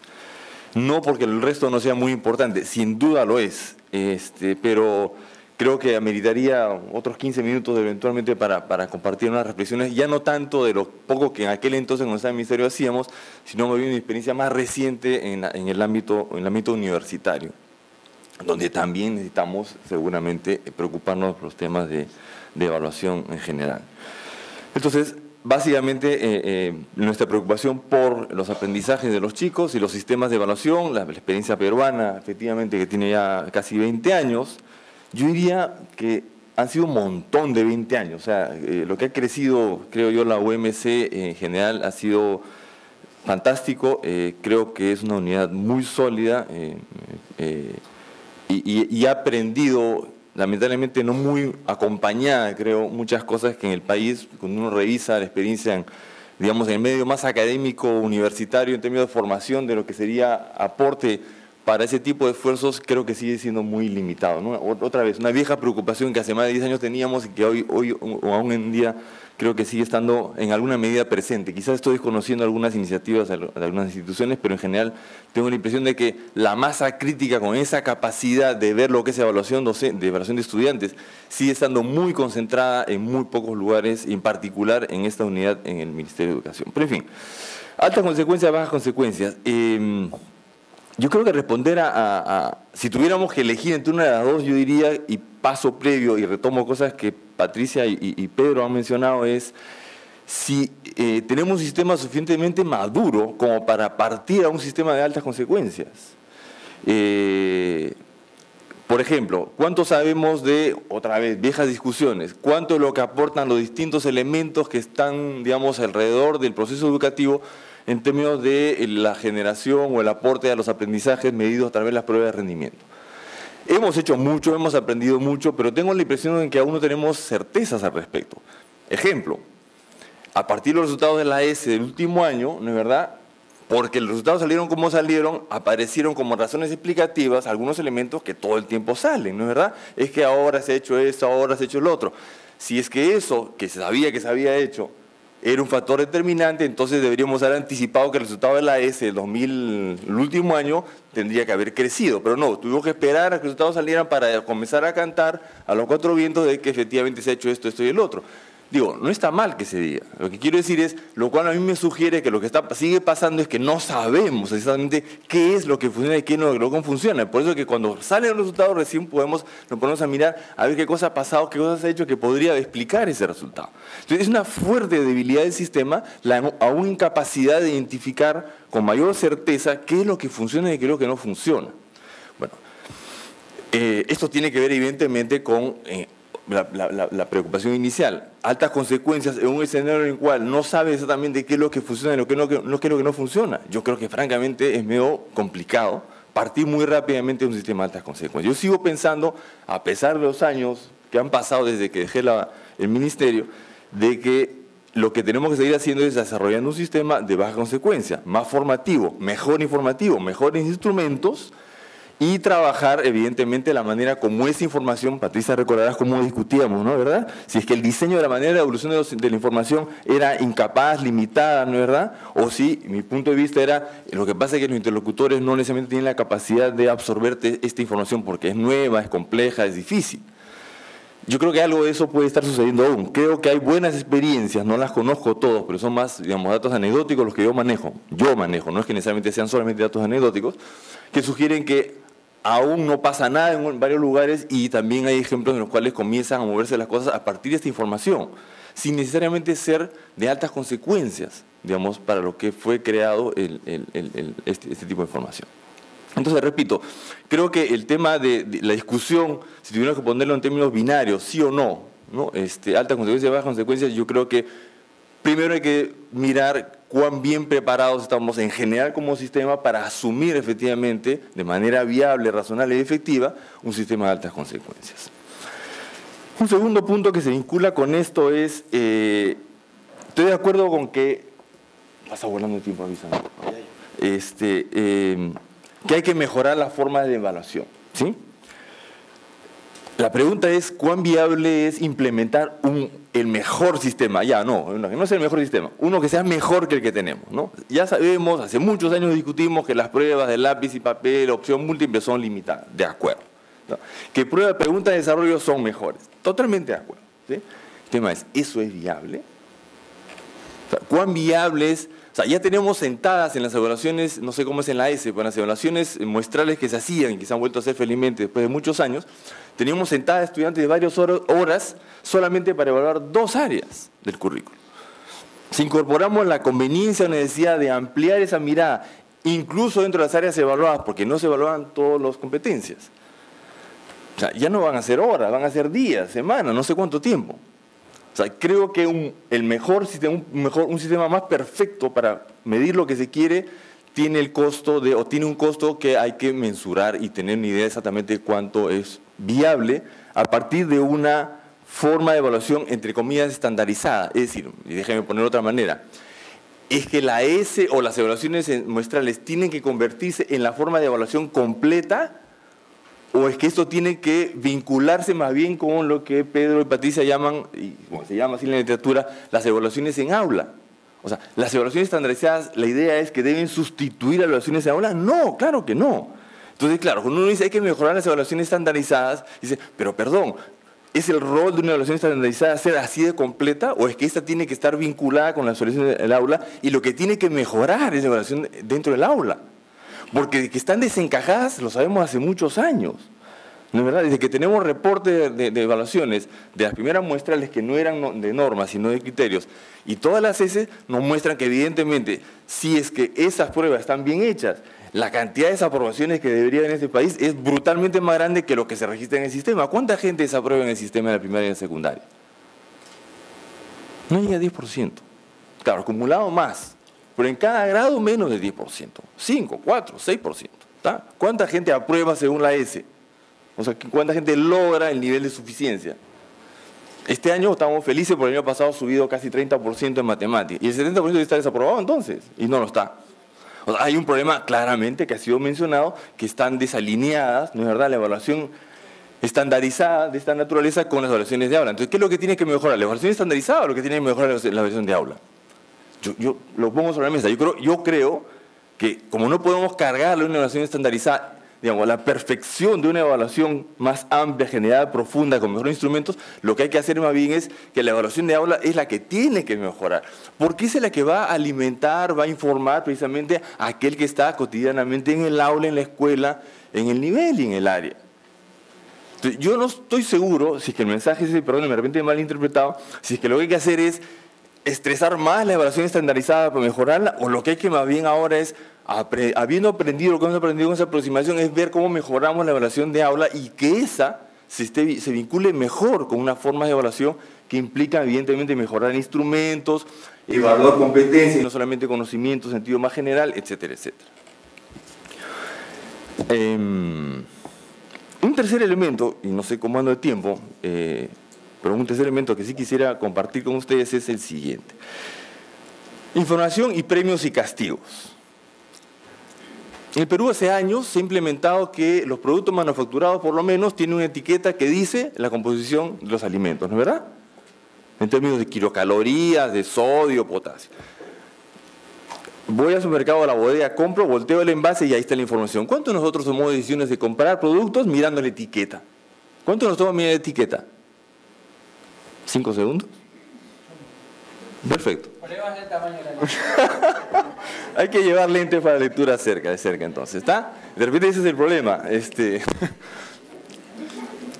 Yo no sé, o sea, en Chile tiene el sistema de semáforo, ¿no es verdad? Verde, rojo, verde, ámbar, rojo, no sé, algo así me contaban el otro día. Que la idea es, claro, la información es valiosa, pero es valiosa en tanto es entendida. Si no es entendida, no es valiosa.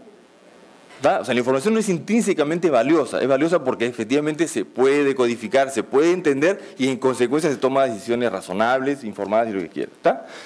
Un semáforo es mucho más sencillo. Verde pasas, rojo no pasas. ¿Tá? Entonces, ¿qué es mejor? ¿Etiquetita con 50 números o simplemente poner etiqueta que diga simplemente esto es nocivo, esto no es nocivo?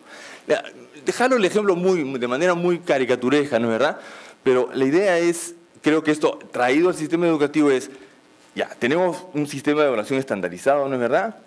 ¿Cuánta de esta información efectivamente es bien entendida por todo el público al que se dirige la información? Claro, yo no tengo ninguna duda que el director de la escuela, el subdirector de la escuela, el maestro, el director de nivel, claro que tienen que entender. No me cabe ninguna duda que tienen que entenderlo, perdón, tienen. Si no lo entienden tenemos un problema, pero tienen que entenderlo. Ahora, que todos los padres tengan que entenderlo, perdónenme, eso puede sonar horroroso, pero a medida que avanza el nivel educativo, el sistema educativo en los grados, en primaria y secundaria, me imagino que cada vez encontramos más dificultades en entender, ¿no es verdad?, las cosas que nuestros niños, nuestros hijos aprenden en la escuela. Entonces, imagínense, me da un reporte de un estado del cual yo no entiendo nada, o entiendo poco. Hay tareas que cada vez me resulta más difícil acompañar a mis hijos.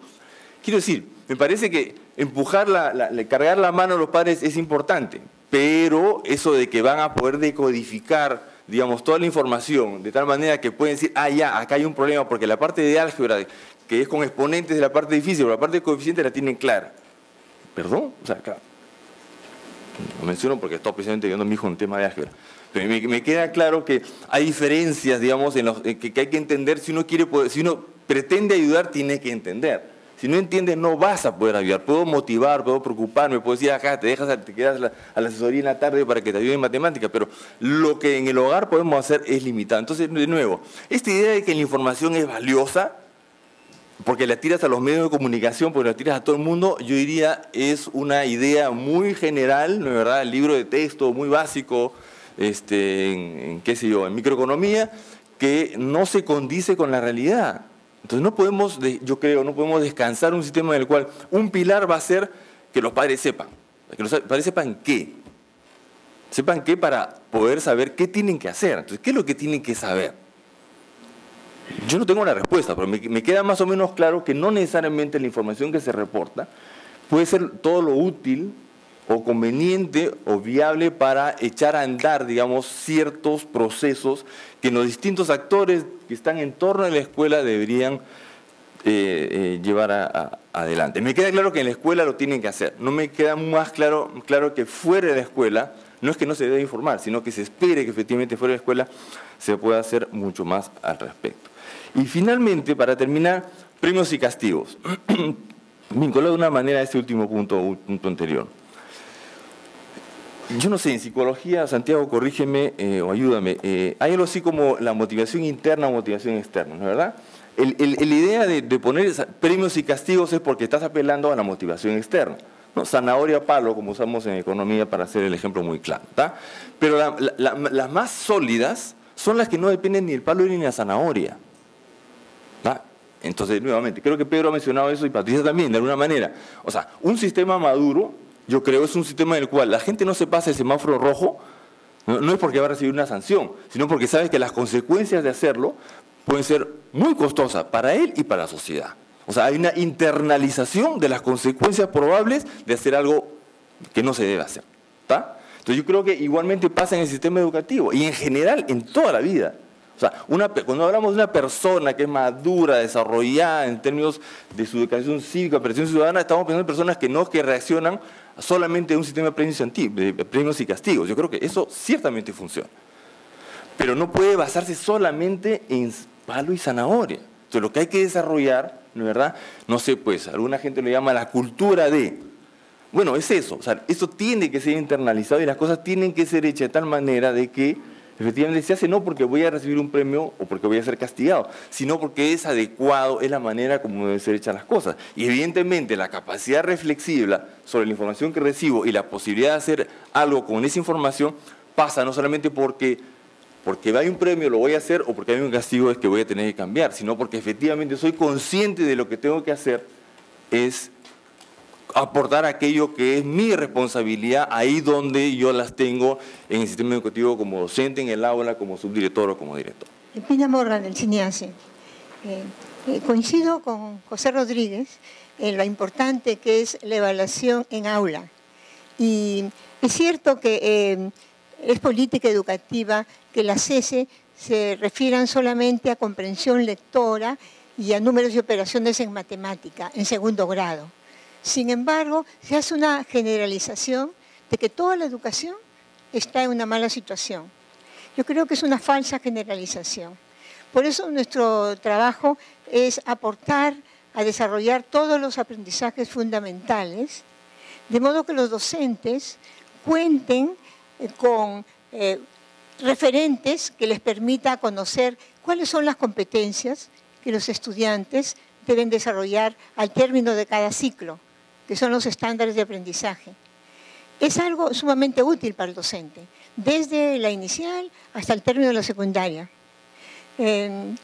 Por eso, a pesar de que se ha dado prioridad a esos dos dominios, si se quiere, el CINEASE sigue trabajando con todos los aprendizajes fundamentales a fin de aportar al trabajo en aula y a la evaluación en aula. Manuel Burga, del Consejo. Una pregunta muy precisa, yo creo que de lo que he escuchado en todos los casos, incluso en la inauguración misma, me pregunto que nuestro país está en una situación de evaluaciones de baja intensidad, no sé cómo dijiste, José, de bajas consecuencias.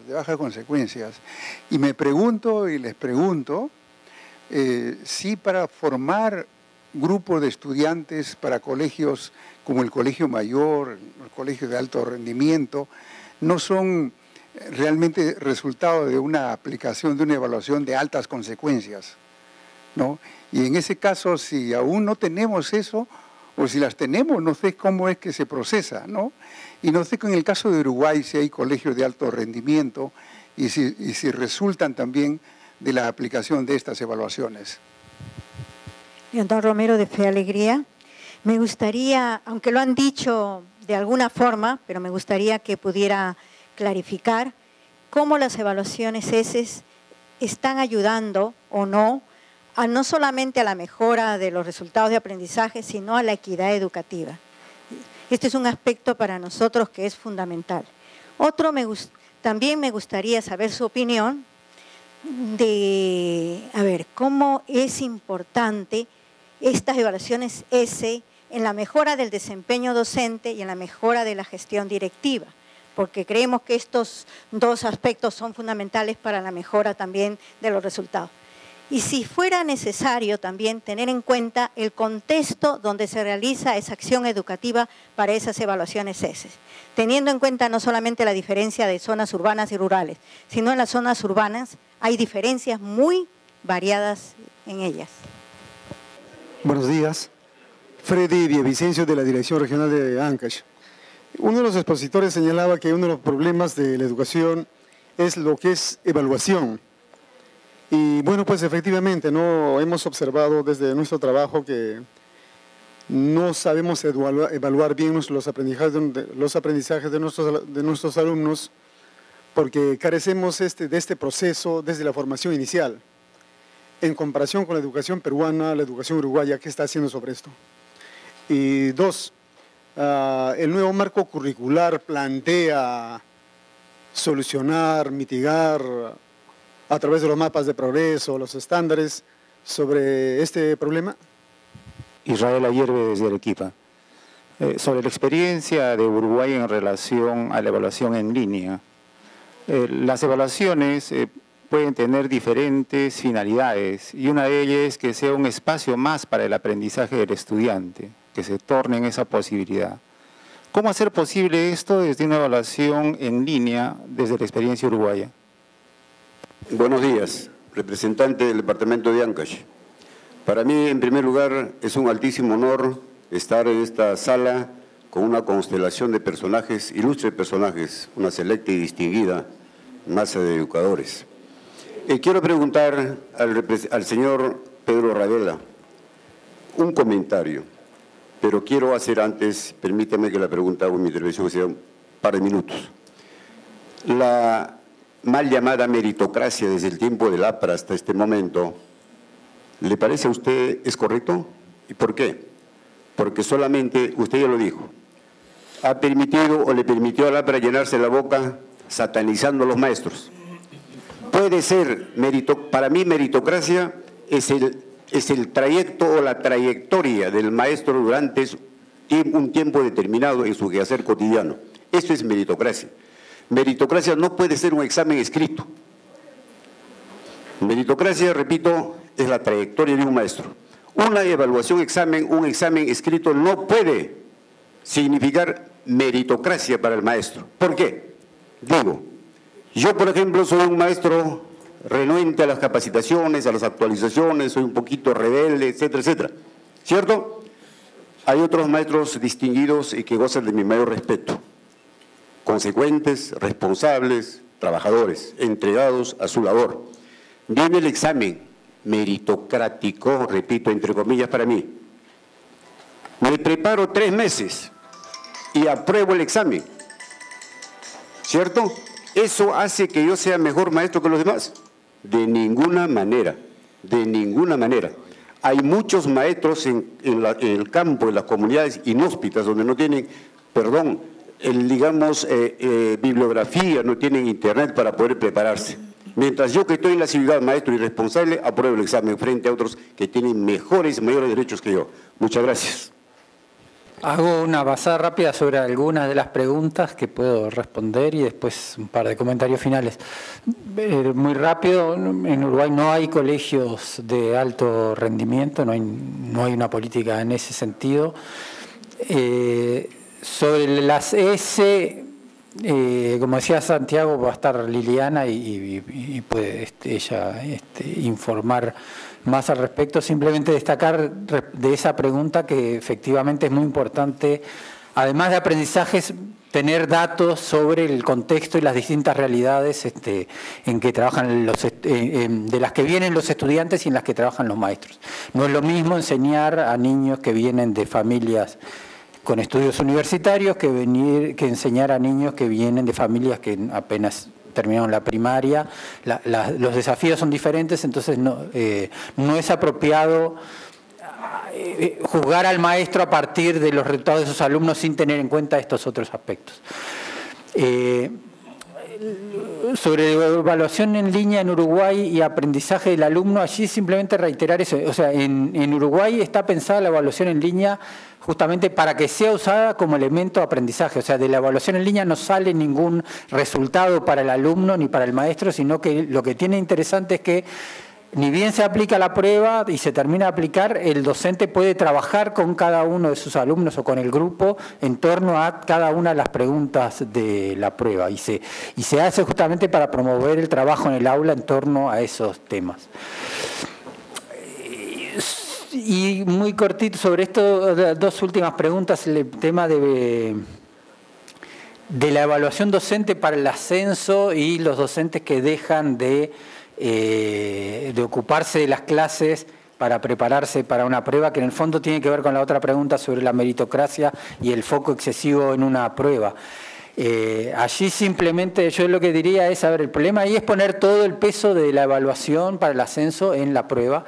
Normalmente una prueba es un elemento entre otros, o sea, es importante que el maestro demuestre ciertos conocimientos o de lo que enseña, o si aspira a un cargo de dirección, conocimientos necesarios para el acceso a la dirección. Ahora, uno no debería tomar la decisión solamente sobre eso. Entonces, la decisión, como bien decía el último profesor, uno tiene que ver cómo obtiene evidencia sobre el conjunto del desempeño del maestro y cómo valora el conjunto de su desempeño. Y eventualmente, para responder a la pregunta sobre, o sea, si un maestro para prepararse para una prueba deja de enseñar a sus estudiantes, eso debería ser un demérito para el proceso de selección, ¿verdad? El problema es cómo, lo que es complejo es cómo incorporar este otro tipo de evidencia sobre el desempeño al proceso de evaluación. Dicho esto, termino con tres comentarios muy breves. Uno sobre lo que Patricia hizo una mención al problema de enseñar para la prueba y estrechar el currículum, que enseñar para la prueba es limitar el currículum. Simplemente hacer notar que en algunas situaciones enseñar para la prueba en realidad es ampliar un poco el currículum de un currículum cero que existía antes, es decir, cuando en ciertas situaciones en las que no se está enseñando nada, el hecho de que aparezca una prueba externa y que la gente empiece a enseñar para responder esa prueba, ya es algo. O sea, lo que quiero decir es que cuando uno parte de un nivel muy bajo, a veces esos pequeños elementos sirven al principio para poner a la gente en movimiento. Cuando uno tiene un sistema educativo muy desorganizado, donde las clases no se dan, los horarios no se cumplen, etcétera, simplemente poner la casa en orden tiene un primer efecto en ciertos aprendizajes. O lo mismo si uno tiene muchos estudiantes en un nivel muy elemental y muy insatisfactorio de lectura, con que uno empiece a hacer algunas cosas, rápidamente puede sacarlos de ese nivel más bajo. Lo que es importante es darse cuenta que eso solo sirve en un primer momento. Que si uno quiere tener un efecto, o sea, que ese efecto inicial no se va a mantener en largo plazo si uno no hace apuestas más ambiciosas en el futuro. Es bastante fácil sacar a un estudiante de un nivel insatisfactorio, es mucho más difícil después llevarlo a un nivel de lectura más compleja, crítica, etc. Entonces era un primer comentario. Un segundo comentario para mí muy importante, lo hago siempre, es la principal política docente en la región, la principal política educativa en la región tiene que ser la política docente, la política dirigida a construir la profesión docente. Yo, perdonen, voy a hacer una... Pero se me ocurrió en el momento y lo voy a decir, una comparación, pero espero que nadie la saque después de contexto. Y es muy inapropiada, pero igual. En un momento, mientras los escuchaba y pensaba este tema, yo pensaba, esto de la inversión en la política docente, deberíamos tener una obsesión parecida a la que tienen los Estados Unidos con sus políticas de seguridad. Vieron que los Estados Unidos siempre están obsesionados con el tema de la seguridad, la inversión, las Fuerzas Armadas, no quedarse atrás en la carrera y en la competencia con los otros países. Bueno, en América Latina deberíamos tener una obsesión similar en relación a la inversión en construir la profesión docente, que implica pensar a largo plazo, pensar persistentemente, pensar a través de distintos gobiernos, mantener líneas de trabajo, invertir todo el tiempo, y ahí porque si no, todo lo demás se cae. O sea, poner computadoras en todas las aulas, darle las computadoras a los niños, evaluar todos los días, tener mejores evaluaciones. Si no hay un docente en el aula que pueda recibir y trabajar con todas esas cosas, todo eso se cae. Y mi visión es que uno de los temas clave, no conozco la situación en Perú, en mi país es así, uno de los temas claves es la cuestión de la dedicación, el sistema de contrato. O sea, un problema que tenemos en Uruguay es que el contrato por horas y la dedicación repartida del docente en distintos establecimientos y el no reconocer como parte del trabajo docente las horas de trabajo fuera del aula. Es decir, la docencia es un trabajo que requiere tiempo de trabajo por fuera del aula. Tendemos a pensar que el trabajo del docente es cuando está dentro del aula. La OCDE acaba de sacar otro estudio que se llama TALIS, que es un estudio sobre la profesión docente, y lo que ellos muestran es que la norma en los países desarrollados es que el docente tiene un contrato de 40 horas, del cual dedica la mitad, un poquito más de la mitad del tiempo a dar clase en el aula, y el resto del tiempo está dentro del sistema del establecimiento educativo haciendo otras cosas, reunido con colegas, preparando sus clases, corrigiendo trabajos, atendiendo a alumnos. Entonces, ese es un cambio cultural que tenemos que hacer, pensar que el trabajo docente es todo esto. Obviamente no se arregla solamente dándole más horas o más remuneración, ese trabajo hay que encuadrarlo para que se haga, porque si no uno corre el riesgo de que después ese tiempo no se utilice, pero ahí hay un desafío fundamental. Y termino, tercer comentario final, que tiene que ver en parte con lo que decía José sobre esto de que la evaluación estandarizada externa no lo va a resolver todo ni va a evaluar todo y que hay que recuperar y fortalecer la evaluación que hacen los docentes en el aula para una cantidad de cosas que es importante evaluar. Allí, yo tenía una diapositiva, pero la tenía fuera del orden, y me interesa esta reflexión, que necesitamos, o sea, yo creo que tenemos que ir construyendo una agenda para los institutos de evaluación hacia el futuro que sea más comprensiva. Mi visión es parte, y alguien me preguntaba sobre qué estamos haciendo en Uruguay. Una de las cosas del Instituto de Evaluación Educativa que se creó en Uruguay es que en realidad, en el cual yo estuve trabajando estos 2 años pasados, es que es un instituto que no está pensado como un instituto de medición estandarizada, sino como un instituto que está más dirigido a dar una mirada global sobre la situación educativa, por un lado, y a promover la evaluación educativa por otro, es decir, a fortalecer la capacidad de evaluación dentro del sistema, la capacidad de evaluación de los supervisores, de los docentes, la capacidad de evaluación de centros, porque no hay instituciones, no las hay a nivel universitario, las hay muy pocas, las que hay en general se especializan en cuestiones de medición, hay poca especialización en evaluación y hay mucha necesidad de fortalecer las capacidades de evaluación dentro del propio sistema. Entonces creo que tenemos que ir pensando cómo incorporar, cómo tener una mirada más amplia de los institutos de evaluación educativa para que evaluación educativa no sea equivalente a medición. Hemos tenido esta discusión recientemente en México, en el INE. El INE tiene en México, una de sus tareas es promover la cultura de la evaluación. Y claro, cuando me planteaban en qué estaban pensando en cómo hacer para que la gente entienda y utilice más los datos de las pruebas estandarizadas. Y yo decía, bueno, pero eso no necesariamente cultura de la evaluación es esa. Y entonces yo lo que yo digo es, cultura de la evaluación uno podría pensarla en 3 escalones. Un escalón es, quiero formar consumidores de mis evaluaciones. ¿Ok? Es un primer escalón. Pero luego uno podría pensar un segundo escalón.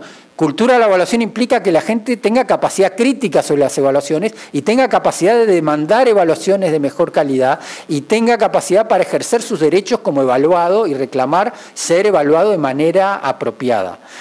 Y luego un tercer escalón, y para mí es el más importante, es cultura de la evaluación, es promover que la gente sea buena evaluadora, porque todos evaluamos todo el tiempo. Ahí Michael Scriven, que es un autor norteamericano, está muy viejito, tiene más de 80 años y sigue escribiendo cosas muy interesantes.